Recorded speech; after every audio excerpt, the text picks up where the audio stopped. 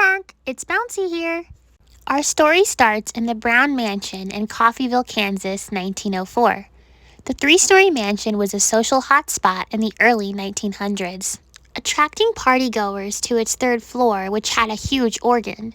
This organ, called the Mammoth, was a one-of-a-kind organ built by Wurlitzer in 1908. It was the only one ever made. Due to the popularity of things like the automobile, less and less people visited the mansion, and during the Second World War, its brass was taken during scrap metal drives, which at the time was very common, so it basically left the organ to sit alone on the third floor of the mansion. At this time, two brothers, Herbert and Harold, heard of the Brown Mansion's organ and visited the mansion and bought the organ for $500. They added it to their amusement park, Joyland, which they opened with their father in 1949. At the time, Joyland was actually really hard to run. There were a very large amount of taxes you had to pay as a small business owner if your product didn't go toward the war. And on top of that, the electrical company wouldn't provide services to the park as they felt it was an overuse of power.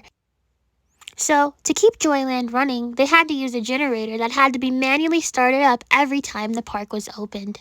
Looking to improve their park, they went to a National Association convention in Chicago where you can find different types of items to buy for your park. While they were there, they found something that would change everything. A clown. And they bought it for $750, even more than the organ they had just bought for $500. They named him Louie, and he became a Wichita celebrity. He was even dressed up for different events and holidays, a loving and welcome reminder of happier and simpler times. During the 70s, the Ottaway brothers passed down the park to Jerry Ottaway, son of Herbert, and he split the ownership with his friend Stanley Nelson, who had grown up inspired by Louie the Clown and his organ. This obsession caused him to fall in love with amusement parks, so he was the perfect business partner, and together they helped to improve the park until Jerry sold his share of the company to pursue making roller rinks. This made Stanley the sole owner, and he became the president of the International Association of Amusement Parks and Attractions, and he went on to serve on the safety board. In this role, he assessed the rides and who could ride on them to ensure optimum park safety. He was the biggest factor in Joyland's success, making things like the Wacky Shack and a ride called the Log Jam. Unfortunately, Joyland fell on rough times and closed permanently in 2006, and if you think that's the end of the story for Louie and his organ, I regret to inform you this is where our story begins to twist. Somebody stole Louie, and locals speculated for years what could have happened. He became an urban legend, and there were a lot of different ideas on where the heck he could be. Meanwhile, 21-year-old intern Whitney Pipkin was deciding to cover the story. She interviewed a lot of people about Louie to bring light to him being lost, and there were a lot of passionate people she interviewed personally about Louie, entering their homes and asking them about the park and Joyland. To this girl's shock, 8 years later, Whitney was very surprised when she got a call from a district attorney asking her to testify in a trial for Louie the Clown. You see, one of the people she interviewed had been the culprit. It ended up being a guy who worked at Joyland named Damian Mays. He was a sex offender. Yeah, literally. And here was this 21-year-old girl just interviewing him in his house. So Louie the Clown was found, and everybody was pretty happy about that. But the story really didn't stop there. So, Damian Mays, the sex offender mentioned earlier, was also working on the organ that Louie played, and he had arranged a deal with the owners of the park to purchase the organ after the park had closed.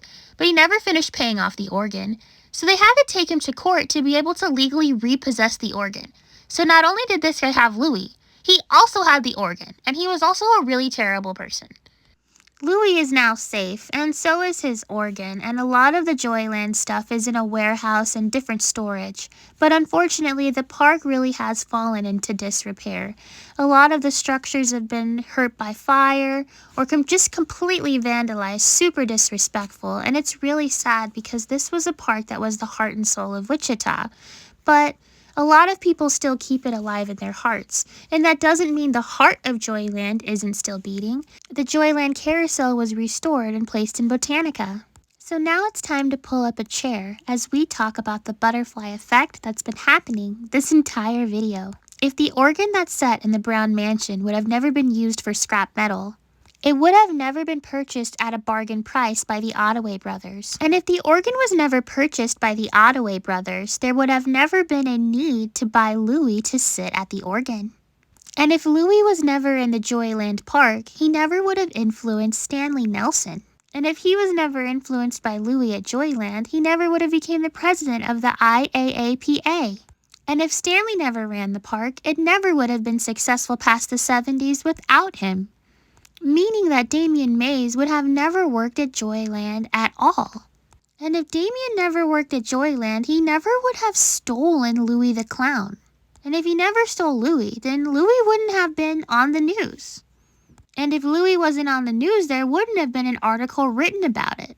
And I never would have found that article or made this video, and you wouldn't be watching this. Bye!